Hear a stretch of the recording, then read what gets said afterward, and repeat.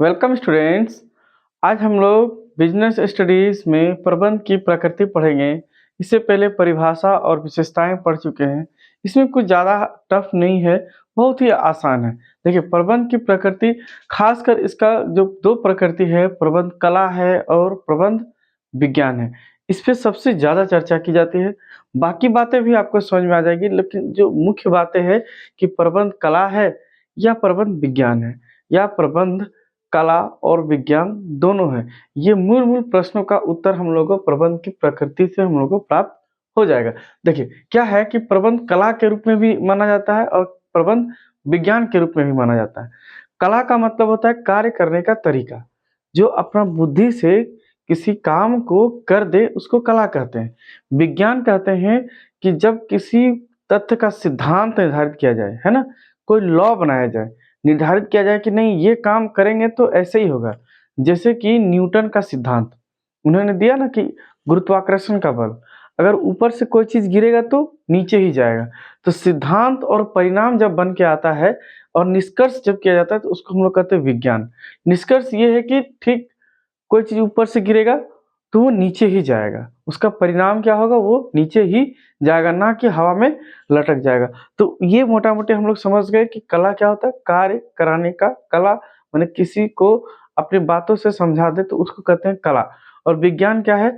जो सिद्धांतों पर आधारित हो, कि बिल्कुल कोई नियम लगा हुआ है उसमें कि अगर ऊपर से किसी चीज़ को गिराया जाए तो नीचे ही जाएगा।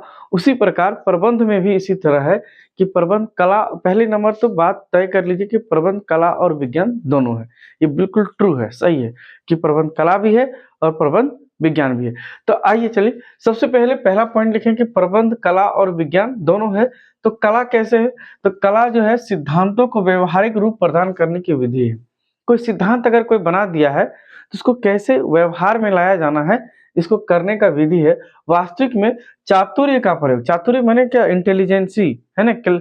इंटेलिजेंसी का प्रयोग करके इच्छित परिणाम प्राप्त करने को ही कला कहते हैं। आप अपना इंटेलिजेंसी का उपयोग करके, जैसे कि कोई क्रिकेट खेलता है तो गेंद मारेंगे तो छक्का जाएगा या चौका जाएगा, वो अपना बुद्धि का प्रयोग करता है। जाएगा, बैट ऊपर लगाएगा तो छक्का ही जाएगा। तो अपना चातुर्य का प्रयोग करके ही परिणाम को प्राप्त करने की कला है। तो यही कला है, ठीक है? और विज्ञान क्या है कि कोई ज्ञान है पहले से, जैसे कि हम बताएँ ना कि गुरुत्वाकर्षण का बल है, नीचे ही जाएगा। तो कोई व्यवस्थित ज्ञान जो किसी सिद्धांतों पर आधारित हो, विज्ञान कहलाता है। किसी सिद्धांत पर आधारित हो, वो क्या कहलाता है? विज्ञान कहलाता है। प्रबंध भी सिद्धांत और परिणाम पर काम करता है। सिद्धांत ये है कि नहीं, पहले योजना बनाया जाएगा, जिसे बहुत आगे जैसे-जैसे हम लोग पढ़ेंगे वैसे-वैसे सीखेंगे कि पहले योजना बनाया जाएगा, फिर संगठन बनाया जाएगा। तो ये सिद्धांत है कि नहीं, पहले संगठन बनाएँगे, फिर योजना बनाएँगे, ऐसा बिल्कुल नहीं होगा।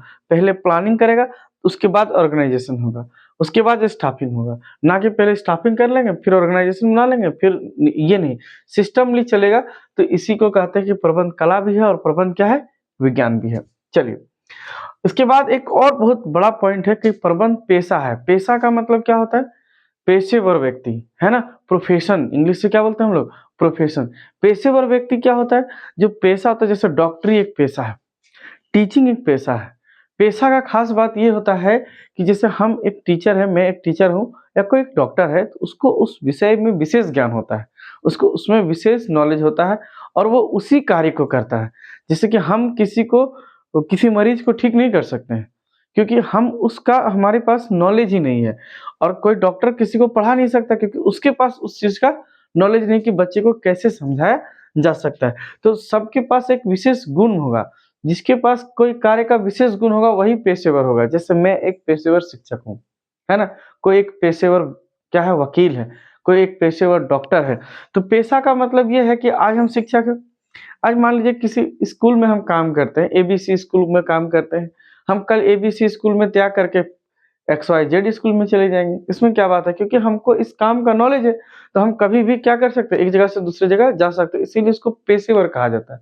अब कोई सर्वेंट होगा ना, तो वो एक जगह काम करेगा, फिर दूसरी जगह दूसरा काम करेगा, ना कि टीचिंग का काम करेगा। देखिए, पेशा का अर्थ है किसी विशेष ज्ञान का होना तथा उसके द्वारा आय प्राप्त कर लेना। हाँ, ऐसा मतलब है कि मूल उद्देश्य होता है पेशा का कि सेवा पर देना, लेकिन सेवा के साथ-साथ अपना भी कुछ ना कुछ भाव होगा। तो पेशा का मुख्य उद्देश्य होता है सेवा करना, सेवा के साथ आय कमा लेता है। तो प्रबंध भी एक तरह का क्या है, पेशा है। यहाँ भी प्रबंध का स्टडी किया जाता है, आईएएम मैनेजमेंट का स्टडी करता है और करने के बाद वो क्या बनेगा, प्रबंधक या मैनेजर बनता है और उससे क्या करता है, समाज का सेवा भी कर लेता है और अपना भी आय कमा लेता है। इसलिए प्रबंध क्या है, एक पेशा है। ठीक है, आपको ये बात समझ में आ गई होगी। तो ठीक है, हम लोग समझ गए हैं कि प्रबंध क्या है, एक पेशा है। और एक बात कहता है कि प्रबंध सार्वभौमिक क्रिया है। सार्वभौमिक, अगर हम लोग इसकी विशेषता पढ़ेंगे तो वहां भी ये लाइन लिखे थे कि वो सार्वभौमिक क्रिया है। कैसे?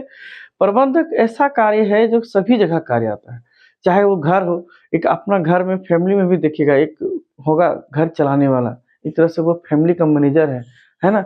तो वो चला रहा है, सामाजिक है बहुत सारा, राजनीतिक है, व्यावसायिक है, सभी स्थानों में कार्य लगता है। आप एक छोटा-सा प्रोग्राम करिए, उसमें भी आपको मैनेजर का ज़रूरत लगेगा कि कौन सारा मैनेजमेंट को देखेगा, एक को मालिक बना दीजिएगा मैनेजमेंटिंग करने के लिए। व्यावसायिक हो या राजनीतिक हो, सभी क्षेत्रों में इसकी उपयोगिता है, इसीलिए प्रबंधक को सार्वभौमिक क्रिया कहा जाता है। इसका उपयोग सभी क्षेत्रों में है। ठीक है? आप लोग को लग रहा है कि कुछ सीखने को मिल रहा है। ठीक है? अब क्या है कि प्रबंध का सामाजिक उत्तरदायी है। सामाजिक उत्तरदायी क्या हो सकता है? देखिए, प्रबंधक समाज का व्यक्ति होता है। ये हम विशेषता में भी लिखाए थे कि प्रबंध क्या है? समाज का व्यक्ति होता है और उसका उद्देश्य होता है समाज के लिए कार्य करना। समाज का ही व्यक्ति उसके यहाँ काम करेगा। उसके व्यवसाय में उसका मालिक भी समाज से होगा, श्रमिक भी समाज से होगा और बहुत सारा उद्देश्य होता है। इसलिए समाज के प्रति बहुत उत्तरदायी होता है। जैसे श्रमिकों के लिए उत्तरदायी है, व्यक्ति के लिए, नेता के लिए, सरकार के लिए। सरकार को टैक्स देना पड़ेगा, श्रमिकों को वेतन, व्यक्तियों को काम कराना या तो उनके लिए सामान बनाना। नेता लोग के लिए भी बहुत इम्पोर्टेंट होता है कि अगर मान लीजिए कि कोई राजनीतिक पार्टी है तो वहाँ भी प्रबंधक का बहुत उत्तरदायी होता है। चलिए, एक और पॉइंट है कि प्रबंध, अब इसको डिटेल में नहीं लिखे क्योंकि आपको हम समझा देते हैं, ठीक है, अच्छा से। प्रबंध एक प्रणाली है। प्रणाली का मतलब है प्रबंध जो है क्रिया चलते रहता है। अब जैसे मान लीजिए कि कोई हमारे पास बिज़नेस है, कोई व्यवसाय है, कोई एक कंपनी है मेरे पास एबीसी। अब ये एबीसी कंपनी में हम देखिए, मान लीजिए कोई मेरे पास एबीसी कंपनी है, ये मैं कंपनी खोल के रखा हूँ और इसमें पी नाम का एक ठो मैनेजर हम रखे थे। अब मैनेजर तो चले गए, अभी मैनेजर क्या किया कि इसको कहीं और अच्छा सैलरी दे रहा था तो मेरे यहाँ रिज़ाइन दे दिया और ये चला गया। तो हम पी की जगह किसको काम पे रख लिए? एस पे काम को रख लिए। जाओ तुम, जाता है चले जाओ, हम नया आदमी रख लेते हैं। चलो, कल से एस मेरे यहाँ काम करेगा। इसीलिए प्रबंध क्या है? एक प्रणाली है। एक आदमी जाएगा तो हम किसी और को उस जगह पे ले आएँगे और काम करवाएँगे। तो इसी के लिए इसको कहते हैं कि ये प्रणाली है, कभी खत्म नहीं होगा। जैसे कोई कंपनी में अगर मैनेजर छोड़ देगा तो कंपनी बंद नहीं होगा, फिर उसमें नया मैनेजर नियुक्त करके फिर कंपनी को बहाल कर देंगे या उसी तरह चलाया जाएगा। ठीक है? एक बार वीडियो को लाइक कर दीजिए, शेयर कर दीजिए ताकि हमको भी कॉन्फिडेंस मिलते रहे, एनर्जी मिलते रहे, है कि नहीं? चलिए, प्रबंध एक जन्मजात प्रतिभा है।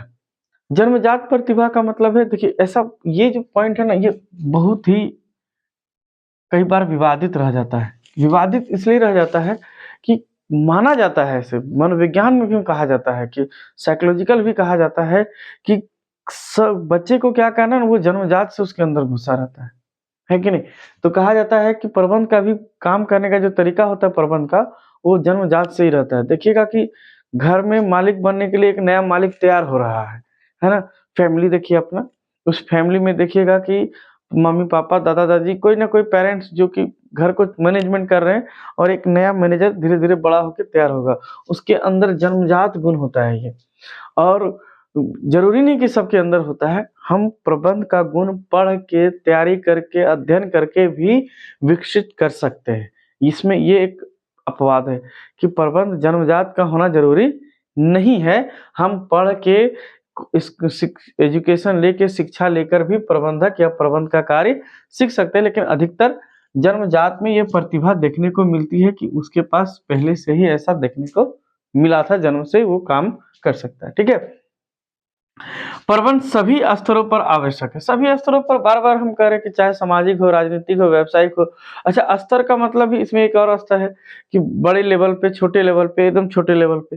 तो छोटा लेवल हो, बड़ा लेवल हो या निम्न स्तर हो, उच्च स्तरीय हो या मध्य स्तरीय हो, सभी स्तरों पर प्रबंधक का आवश्यकता पड़ता है। एक और पॉइंट है, प्रबंध एक अदृश्य शक्ति है। अदृश्य शक्ति का मतलब कोई शक्ति दिखेगा नहीं आपको।